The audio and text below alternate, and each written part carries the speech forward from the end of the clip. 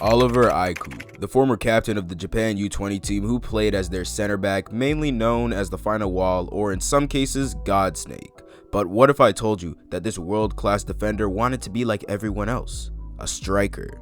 Hey guys, DarkheroJosh here, and today we're going to be talking about Oliver Aiku's backstory, the moment he strayed away from the striker path. So without further ado, let's get straight into this video.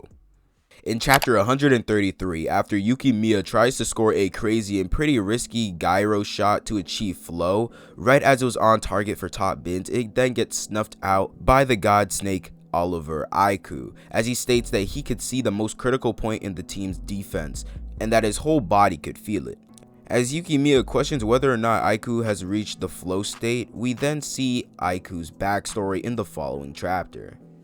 At first, Aiku aspired to be a striker, with his peers telling him that he's a genius, but they also encouraged him to be more of a team player rather than being just a ball hog. Aiku then tells his coach that he wants to be the best striker in the world, and to do so he'll have to focus more on himself and scoring goals, but his coach refuses his request, saying that if he doesn't follow his rules and his guidance, then he won't allow him to play in any future matches. Aiku then says that all the adults only give water to buds that are acceptable, and that only the flowers in their control are allowed to bloom with the place of their choice, and before you even realize it, everyone has turned into the same flower. But Aiku admits that he is no exception to this, and before he even noticed, he even forgot how to bloom.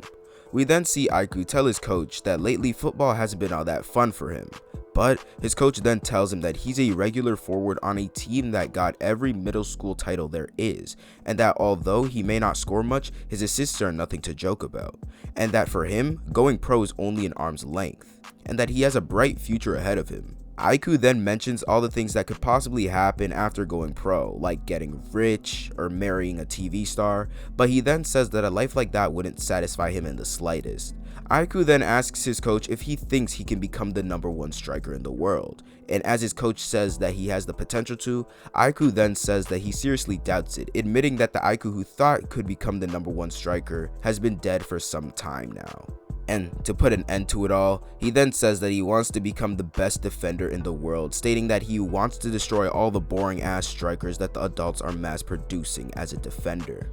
As we see Aiku's achievements throughout the years on the news, we then see Aiku say that he won't play football for others anymore, and that he wants to bloom for his own sake. But the day a true striker appears struggling to bloom in Japan, he swears that he'll never allow that bud to be plucked, and that he'll extend a helping hand and try to be the person that can tell them to bloom on their own. Ending off the backstory as we're brought back to the present match with Aiku believing that Blue Lock might just be that bud he wants to try and help bloom.